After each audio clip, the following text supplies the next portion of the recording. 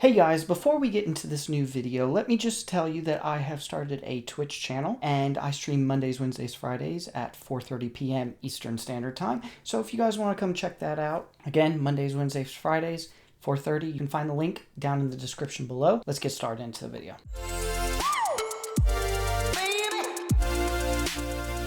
So unless you've been living under a rock, you know that some things have been happening this week that are pretty big. I'm not going to mention them because apparently YouTube is going through videos, and if you say the word of the thing, or put it in your title, they may just take your video down in order to stop what they call fake news. And so to avoid it, I'm just going to say the thing.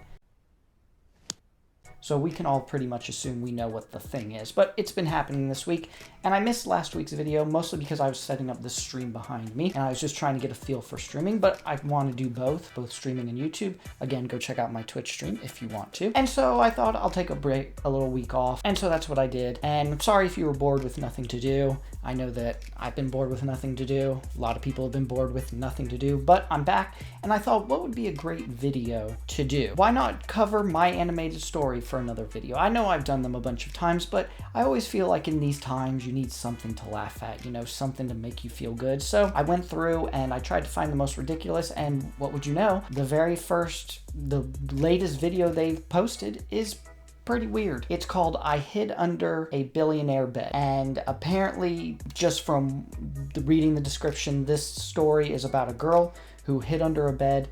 And it's odd because in the description it says she became a millionaire, but in the title it says she became a billionaire. Would that have anything to do with YouTube's algorithm sending certain things to certain people based on what kind of words they use? I don't know. Let's be one of those statistics and jump right in. Hi, I'm Julita, and I work as a housekeeper at a fancy hotel in the city. Well, I have to say, they picked the strangest names for these characters. If you haven't guessed by now, and you haven't seen any of my other videos, pretty much established that these aren't real stories. There's a bunch of people in a room at whatever company owns this, and they just have a whole bunch of writers in a room that come up with the strangest stories, and I'm guessing this is another one of their creations. After I graduated high school, my parents forced me to take a part-time job because, according to them, I was a spoiled brat who had no clue how the real world worked. Yes, you know all of those spoiled brats who apparently fly on brooms. At least I could work alone with no one bossing me around. So I started to work at the hotel. Everything went smoothly. I learned the process quickly. That's pretty much how I think they do it. They treat your stuff. If you leave your stuff out at a hotel for the maids to put up, you're a brave person. I'm not saying they'll steal it, but I'm just saying luggage carriers will treat your luggage. If you've ever seen that, that's brave. You're lucky if it's in one piece after. But after a while, I got bored. So I started going through people's stuff. Don't judge. What did I tell you? At first, I just looked through the things left on the bedside table. But they were pretty boring, so I started going through the closets, and there I found weird costumes, wigs, interesting pictures, love letters, strange shoes, and all. It would be interesting to think, what if I was to set up a camera in a hotel room just to see what the maids... You know that you would capture, if you were there, at a hotel for 3 days, you would capture some good stuff. Going through your toiletries. I feel like they go through your dirty clothes for some reason just to see what underwear you wear. I mean, why not? One time I was cleaning the biggest, most luxurious suite in our hotel. The one only wealthy people could afford. The one with the piles of gold to one side and the giant throne. That one, for when the queen comes to town. I finished cleaning the rooms, and then it was time to do some digging. I opened the closet and found a gorgeous golden Dior dress. It was sparkly and took my breath away. Wow! So, without giving it a second thought, I tried it on. It was amazing, and it fit me so well to the point I thought it was specially made for me. Is this based off of a movie? I think it is. This is starting to sound kind of like how the movie Made in Manhattan. If any of you have ever seen that movie, it's on TV a bunch. I feel like this is the exact same story. I've noticed that a past couple of their stories have been eerily close to either movies or TV shows that I've just been flipping through and caught a couple minutes of. And then it matches this. But then I heard a clicking sound. Someone was trying to open the door. I started to panic. Oh my God, they'll catch me and I'll be fired, or even worse, I'll go to jail for using other people's things. I tried to take the dress quickly off, but I couldn't. The zipper got stuck in the middle. Yes, when you pull your dress over your head before unzipping it. Who just gets undressed like that? So I did the next obvious thing. I went under the bed. A man entered the room. I saw him walking around and talking on the phone, saying, I just need a girl to pretend she's my date for a night. I got the dress and I'll pay her $3,000. Find me one as soon as possible. Heck, for $3,000 for one night, slap a wig on me and put a dress on. Maybe not. I got up, changed back into my uniform, and got out of there. That was close. But I couldn't forget what the man said. $3,000 for a night? That's like my monthly salary. And Isn't that what an escort does? Definitely a different type of part-time job. He was probably talking about the dress I was wearing. I could be the girl he was asking for. But how can I make it happen? I stalked the man for 2 nights in a row, and I noticed that he spends his time in the lobby. See, they always have to go to this weird place with these stories. I mean, you stalked him, was hiding in his room, which is odd that he had a dress. Just a lot of unanswered questions so far. I wore the best dress I had, with some makeup on, and went to speak to him. We started talking, and it wasn't long until he said, Listen, I normally don't do this, but you seem really nice. I need a girl to accompany me to a party and pretend to be my girlfriend. Just for one night. Would you be interested? Why does he need her to pretend to be his girlfriend? If they're like hitting it off, why not just ask her out on a date and it just happens to be the party? Unless there's something big coming as a story. I waited until he mentioned the money thing, but he kept quiet. But I didn't want to miss my chance, so I immediately said yes. What some people just won't do for a couple of bucks. In an hour, I was looking like one of those Hollywood actresses. That man got some money. That was kind of like a gold diggerish thing, like a gold digger thing to say. In the car, I asked him, So where are we going? And he calmly said, To my ex's wedding. I screamed. Oh, this isn't going to end up going very well. What? How is that possible? Are you even invited? And he responded, Yes, because she's marrying my best friend. Okay then. I gasped, but I didn't say anything back. The situation seemed messy and I didn't want to meddle into it, so I stopped asking questions. I just took a few photos of me wearing the dress for my Instagram account. You didn't want to get in the middle of it, but yet you're going on the date with him. Don't you think these kind of things you should have asked him before you agreed to go out and get in the middle of this whole like weird love wedding triangle thing? Then we got to the wedding. It was like a fairy tale wedding. Roses everywhere, a band playing, and people dressed super nice. Was everyone here rich but me?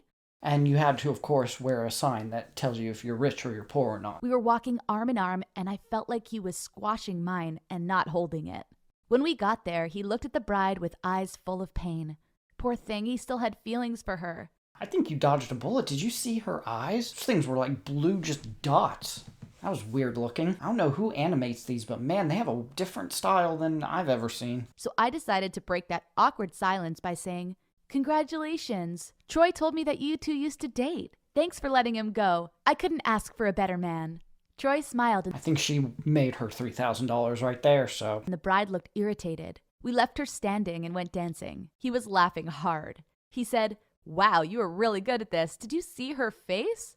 And I responded, First rule of a breakup, show them that you're better off without them, even if you're not. We left the party and went roaming in the streets. We passed by one of those ice cream trucks. I yelled at the driver, Stop the car! Okay, now it feels like it's another movie I've seen. I feel like they've put together like 3 stories from 3 different movies and just made this. Then I took him to a special place where we could see the city from above, with all the lights and noises. Keep in mind that these 2 people literally met that morning. Talk about taking it really, really, really fast. I headed to his room to change the dress and get my clothes, but Troy said, You can keep it. I haven't had this much fun in a long time thanks to you. I couldn't believe what he was saying. That dress cost more than $20,000. Holy crap. And you were eating ice cream in it. That would be on eBay for a good at least 10 to 15. I'd be hawking that thing off on eBay. Thank you. And plus $3,000? I tried to say no, but he wouldn't accept, so I went home with the dress. Animation there to kind of show that part of the story, but okay. I felt like I had my Cinderella night and it was over. Reality check. But when I was going out of the elevator with my cleaning cart, I saw Troy heading towards me. I freaked out and I instantly pushed the button and the door closed. For some reason, I didn't want him to know that I was just a housekeeper. I felt embarrassed by it. They've now gone from making up stories to just taking movies and TV shows and changing the names and some of the situations a little bit. So I tried to avoid him during his stay at the hotel. Whenever I saw him coming, I'd pretend to be Spider-Man and hang up on the ceiling like that. That's not irrational at all. That way, I made sure I don't run into him by accident. But then, a week later, our hotel arranged a conference for businessmen. The hotel manager asked us to work as waiters that night for extra money. I had to do it. I could use the extra money. You made $18,000 the week previous in one day. Be this kind of person, but I think you should probably stick with the dude here. Troy was in the room. This time, however, he was with a beautiful girl, blonde with blue eyes, wearing a stunning white dress. I know I just met him a week ago, but I felt like she was taking my place and that I should be the one wearing that dress and enjoying the evening. You'll never be successful at being at the girlfriend experience kind of business if you catch feelings. Listen, it's tough out here on them streets, man. I was jealous. I had a strong feeling of wanting to ruin the night for her. So when Troy was talking to some men, I came close and asked if she'd like a drink. When she said no, I purposefully shook the tray in my hand and all the drinks fell over her dress. Yeah, because that won't make you look like a terrible person, being a maid. So terrible, but yet throwing drinks all over an innocent person. Not a bad person at all. I'm truly sorry. I thought that she'd accept my apology and go change, but it seemed that I unleashed the beast in her. She yelled, saying, "If the stains do not go off, you'll pay for a new one." What? I can't afford that. Also, did anyone notice that her accent that she had at the beginning has completely, drifted off? You dress like this. I responded, "I'm working. I'm a housekeeper. I work at the hotel." Troy looked confused. He realized that he was going out with a cleaning lady. So he said, "This is not appropriate. You should be working somewhere else." What? Was he now lecturing me about how to live my life? I think he's actually trying to help you here, so... But something worse happened. The girl that was with Troy wanted to take revenge. She knew that me spilling the drinks was not a mistake. She asked the hotel manager to see the cameras, and when they did, they saw me do it on purpose. I was fired. When I went home, my parents yelled at me for getting fired. "You're useless. You can't handle a single job. What a loser." Well, that didn't turn out quite like the end of the movie. Usually it's a happier ending. So I got out of their house, I went to another city, and I stayed in an apartment with 2 other girls. So I started going to a school that had fashion designing programs, and I took a job as a sales assistant and worked my way up.